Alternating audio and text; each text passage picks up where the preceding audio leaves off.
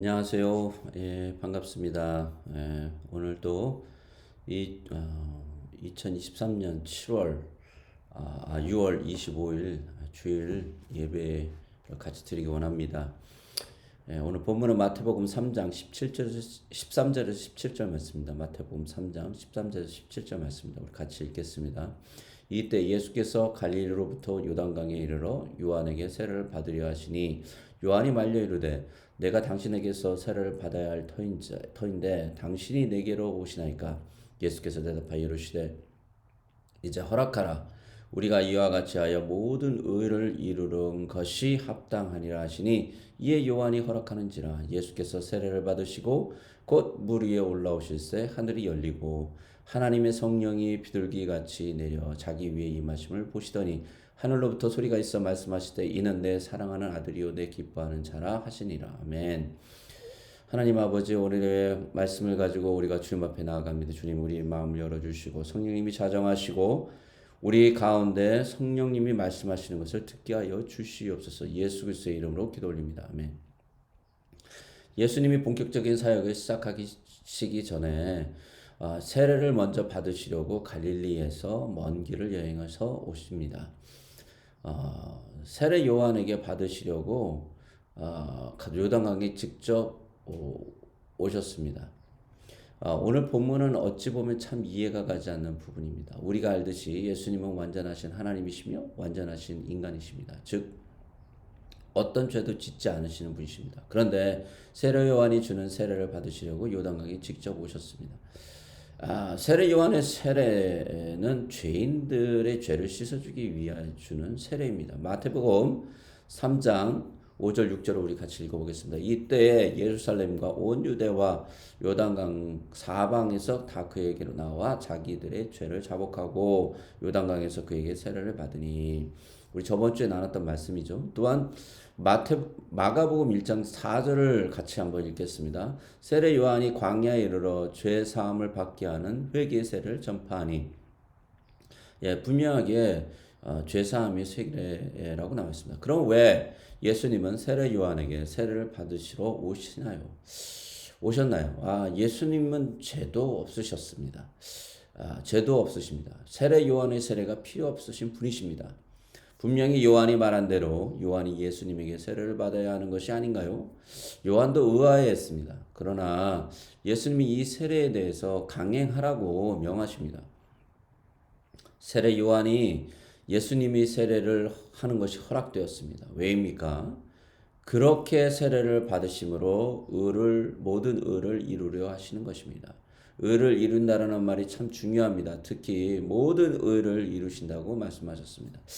예수님의 세례는 모든 의를 이루는 일의 시작이라는 말입니다. 우리 15절 같이 읽겠습니다. 예수께서 대답하여 이르시되 이제 허락하라. 우리가 이와 같이 하여 모든 의를 이루는 것이 합당하니라 하시니 이에 요한이 허락하는지라. 그런데 예수님의 세례는 구약에 미리 예언되어 있었고 실행되었던, 또한 예수님이 그 세례를 하려고 하는 것입니다.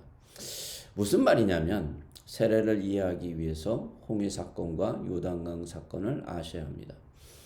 홍해 사건은 어떤 사건이었습니까? 애굽에서 출애굽을 한 이스라엘 백성들이 하나님의 인도 가운데 홍해로 갑니다.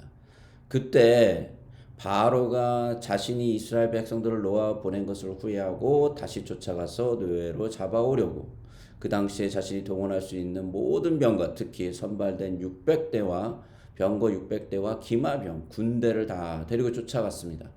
만약 돌아가지 않으면 다 죽이면 되는 것입니다. 심지어 그들의 첫 아들이 죽은 상황이라 분위기가 죽이자는 분위기였을 것입니다. 노예로 끌어가든지 남자들은 다 죽이고 여자들과 아이들만 노예로 잡아갈 수도 있습니다. 상황은 정말 이스라엘에게 심각한 지경이었습니다. 이때 하나님께서 이렇게 말씀하십니다. 출애굽기 14장 4절을 같이 읽겠습니다. 내가 바로의 마음을 완악하게 한즉 바로가 그들의 뒤를 따르리니 내가 그와 그의 온 군대로 말미암아 영광을 얻어 애굽 사람들이 나를 여호와인 줄 알게 하리라 하시매 무리가 그대로 행하니라. 하나님으로부터 말미암은 일입니다. 결론적으로 어떻게 되었습니까? 그 수많은 바로의 기병과 병거와 군대가 다 홍해에 수장되었습니다.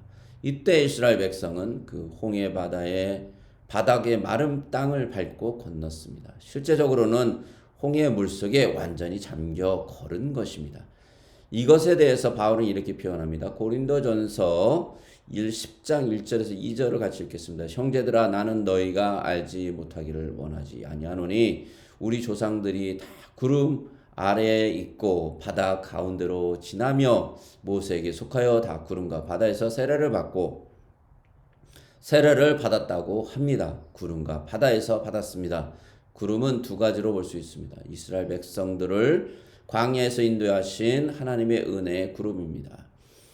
하나님의 보호 속에 살아갔습니다. 또한 시내산에서 구름은 하나님의 임재를 나타냅니다. 즉 하나님의 전적인 은혜로 새로운 백성이 되고 하나님과 동행하는 것이 세례인 것입니다. 그 세례는 어떤 세례입니까? 죽었다가 살아난 세례입니다. 원래 바로와 그의 군대에게 쫓겨 죽을 수밖에 없는 이스라엘입니다. 원래 노예에서 살아갈 수밖에 없는 존재들입니다. 원래 홍해에 수장될 수밖에 없는 존재들입니다. 그런 사람들을 하나님께서 은혜를 베푸셔서 기적의 일을 일어났습니다. 물속을 걷는 은혜를 경험하게 하신 것입니다. 죽어야 하는데 죽지 않고 살아나는 기적을 경험하게 된 것입니다. 또 이와 같이 일이 요단강을 도강하는 이스라엘 백성들에게도 일어납니다. 여호수아와 함께 가나안 땅을 정복하기 위해서 가야 되는 입장입니다. 그런데 요단강이 가로막고 있었습니다. 한 번에 다 건너지 않으면 여리고에서 정탐을 하다가 몇 명씩 건너오는 자들을 죽이면 이스라엘 백성들은 가나안 정복은커녕 죽기 딱 좋은 입장인 것입니다. 자, 모두 다 함께 요단강을 건너가야 살 확률이 높아지는 것입니다. 이때 하나님께서 제사장들이 하나님의 궤를 메고 먼저 요단강으로 들어가라고 명령하셨습니다. 만약 요단강에 어떤 기적이 일어나지 않으면 다 수장되는 것입니다. 그런데 제사장들의 발과 무릎에 강물이 들어가자, 그 정도 들어가자 그러다 물이 쌓이고 벽이 되고 물이 없는 땅을 밟고 이스라엘 백성이 건너게 됩니다. 이때도 똑같습니다. 하나님의 은혜가 아니면 다 죽어야 되는 상황입니다. 물에 수장되거나 음식이 없어서 죽거나 남자만 600명이었습니다. 가나안 땅을 정복하지 않으면 안 되는 입장이었습니다. 진퇴양난의 입장입니다. 이때 요단강의 세례가 베풀어진 것입니다. 이스라엘 백성들은 요단강의 밑을 걸으며 어떤 생각을 했을까요? 아마 모세와 함께 홍해를 건넜던 자신들의 조상의 말과 그 생생한 간증이 생각나지 않았을까요? 자신들의 조상이 하나님의 은혜의 구름 속에 거한 것을 생각하지 않았을까요? 그리고 그 세례의 의미가 무엇인지 가슴 깊이 다가오지 않았을까요? 세례는 죽을 수밖에 없는 존재들이 하나님의 은혜로 새로운 삶을 받는 것입니다. 죄의 노예로 죽을 수밖에 없고 하나님에게 반항하던 죄인들이 세례를 통해서 하나님의 은혜를 경험하는 것입니다. 하나님의 백성이란 놀라운 자들로 다시 태어나 새로운 삶을 사는 것이 세례입니다. 다시 예수님의 말씀으로 돌아가서 왜 예수님은 세례를 받는 것이 모든 의를 이룬다고 하는 것입니까? 그렇습니다. 지금 예수님은 홍해를 건너 이스라엘 백성들이 광야에서 하나님을 배반하고 우상 숭배와 불순종으로 일관하며 하나님과 대적하고 하나님의 마음을 아프게 하고 하나님의 백성이지만 하나님과 상관없이 살았던 자들을 대신해서 세례를 받으시는 것입니다. 그 삶과 죄를 다 십자가에서 회복시키기 위해서입니다. 또한 여호수아와 함께 가나안 땅의 정복을 위해 약속의 땅을 얻을 때 이스라엘 백성들은 하나님 뜻대로 온전히 하지 않습니다. 그곳에 사는 거민들을 쫓아내지 않습니다. 결국 그들이 섬기는 우상을 따라 섬기게 됩니다. 결국은 그 우상들을 하나님이라고 따라 살게 됩니다. 그 결과가 무엇입니까? 사사기에 나옵니다. 인간성의 말살된 모습입니다. 레인의 아내를 수십 명이 강간했습니다. 레인은 레인이 첩을 얻었습니다. 이 끔찍한 모습을 사사기에는 이렇게 말합니다. 사사기 21장 25절을 같이 읽겠습니다.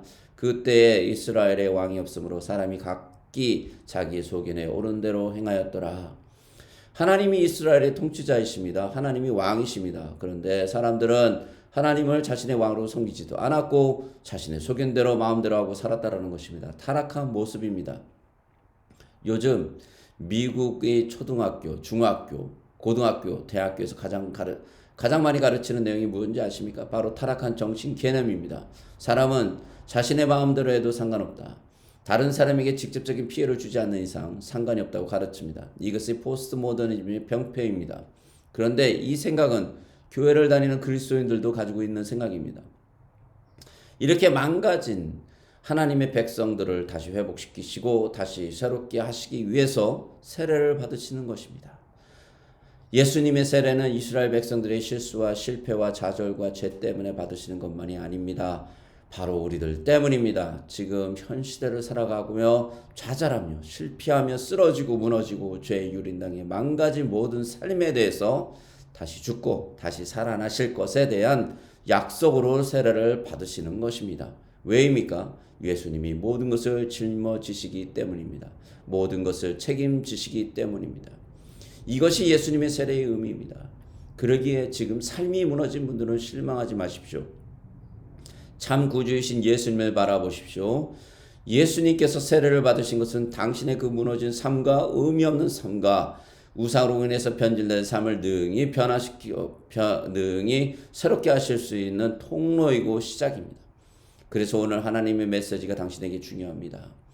예수님이 요한에게 세례를 받고 나오자 하나님께서 약속하신 성령님이 임재하십니다. 예수님은 삼위일체 중 성자 하나님으로서 성령을 또 받으실 필요가 없으신 분이십니다. 성령의 임재가 없으셔도 충분히 예수님은 하나님의 아들과 참 하나님으로서 사역을 감당하실 수 있는 분이십니다. 그분의 탄생 속에 모든 것이 다 예언되어 있었고 잉태 속에 그분이 하나님이심이 다 드러나셨습니다. 그럼 왜 예수님이 성령님의 임재, 성령 세례를 받으시는 부분을 성경, 하나님의 말씀, 하나님께서 자세하게 표현하고 계시는 것입니까? 하나님께서 이 땅의 사역을 단 한 번도 삼위 중 한 분으로 하신 적이 없으십니다. 삼위일체의 유일하신 하나님은 항상 같이 사역하셨습니다. 예수님만 사역을 하신 것이 아닙니다.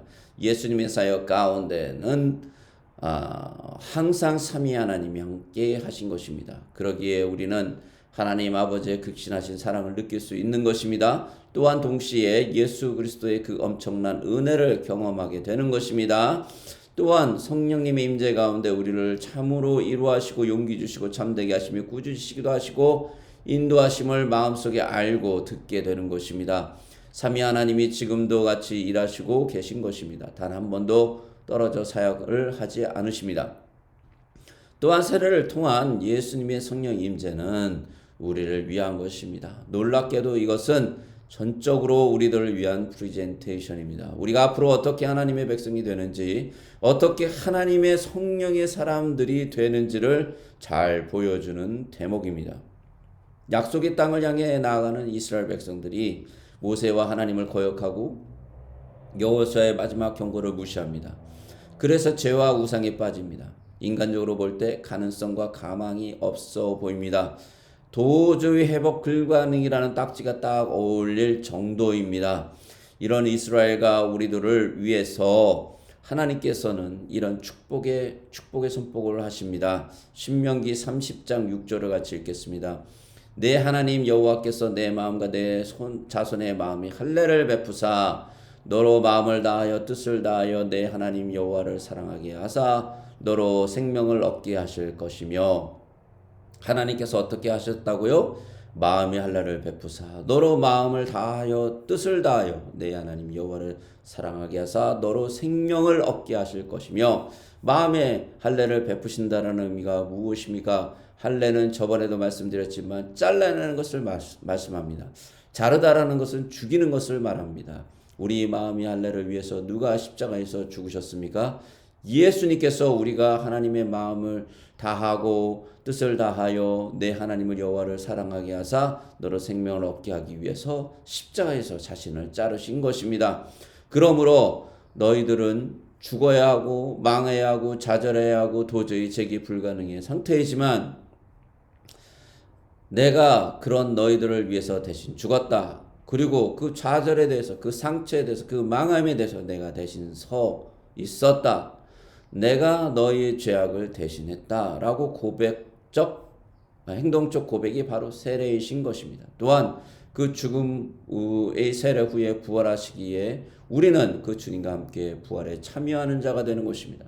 그 영광의 부활에 참여하기에 우리는 망하여도 망하는 자가 되지 않고 좌절이 다가와도 능히 좌절을 이기고 재기 불능이라는 곳에서 하나님의 부활의 능력으로 다시 재기하고 도전하여 Nothing to impossible가 하나님께서 불가능이 없다라는 것이 우리의 삶과 모습 속에서 나타나게 되는 것입니다.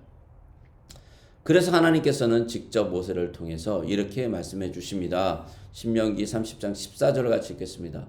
오직 그 말씀이 내게 매우 가까워서 내 입에 있으며 내 마음이 있은즉 내가 이를 행할 수 있으리라. 그러기에 그 말씀, 즉 예수 그리스도가 우리 입과 우리 마음에 있으니 이제는 하나님을 사랑할 수 있게 된 것입니다. 즉 우리를 위해서 성령님이 우리에게 오셔야 합니다. 그 일을 위해서 성령님이 우리에게 오셔야 됩니다. 성령님은 예수 그리스도의 영입니다. 즉 예수님이십니다. 성령님을 뜨겁게 경험하신 분들 계실 것입니다. 성령님을 조용히 영접하신 분들 계실 것입니다. 성령님을 영접하면 즉 예수 그리스도의 영이 당신의 영혼에 함께 하시면 분명히 일어나는 변화가 있습니다. 그것은 죄를 미워하고 하나님을 사랑하게 된다라는 것입니다. 하나님의 사람들을 사랑하게 됩니다. 하나님의 일을 사랑하게 됩니다. 하나님의 사역에 관심이 집중됩니다. 영혼 구원에 대한 열정이 간절해집니다. 혹시 이 시간에 한 가지 같이 간구했으면 좋겠습니다. 혹시 하나님께서 상처를 받아 하나님이 주시는 성령의 은혜를 멀리하시는 분은 없으십니까? 하나님과 상관없이 살아가고 계시는 분들은 없으십니까? 혹시 이 세상에 너무 마음이 빼앗겨 어느 순간인가 하나님과 세상이 뒤바뀐 것은 아니십니까? 당신의 우선순위가 하나님이 최우선이 아니라 네 번째 또는 가장 마지막이 되어 있지는 않으십니까? 혹시 그런 분들 알고 계십니까? 우리 이 시간에 같이 기도합시다. 하나님, 당신의 사랑이 나를 회복시켜 달라고 간절히 기도합시다. 다시 하나님이 뜨겁게 살아게 해달라고 기도합시다. 주님의 은혜가 주님의 보혈이 저의 마음을 다시 흐르게 해달라고 기도합시다. 다 같이 기도하겠습니다. 하나님 아버지, 그렇습니다. 당신의 사랑이 다시 한번 우리 가운데 흘러가게 해주시고 다시 한번 주님의 사랑으로 아버지 하나님 그 십자가의 보혈의 사랑이 우리 안에 흐르게 하여 주시옵소서. 주님의 사랑이 가득하게 하여 주시옵소서. 주님의 사랑이 우리를 붙잡게 하여 주시옵소서. 주님밖에 없습니다. 주님의 능력밖에 없습니다. 주님의 죄 용서밖에 없습니다. 하나님 우리 가운데 주의 사랑으로 다시 한번 충만케 하여 주시고 하나님 주님이 우리의 최우선이 되는 놀라운 변화의 역사가 일어나도록 축복하여 주시옵소서. 예수 그리스도의 이름으로 기도 올립니다. 아멘. 하나님께서 예수님에게 이렇게 선포하십니다. 우리 17절 같이 읽겠습니다. 하늘로부터 소리가 있어 말씀하시되 이는 내 사랑하는 아들이요 내 기뻐하는 자라 하시니 이 하나님의 음성이 바로 우리들에게 하시는 음성입니다. 내 사랑하는 아들들아 내 기뻐하는 자들아 이 하나님의 음성을 믿음으로 받으시고 지금 경험하고 있는 모든 흑암과 사망과 죄의 영향력을 능히 이기시길 주님의 이름으로 축복합니다. 아멘. 이제는 우리 주 예수 그리스도의 그 놀라우신 은혜와 하나님 아버지의 사랑하심과 성령님이 교제하시고 교통하심이 이 말씀을 듣고 그렇게 살아가기로 작정하고 기도하고 나아가는 모든 사람들 위해 이제부터 영원토록 함께 있을지어다. 아멘.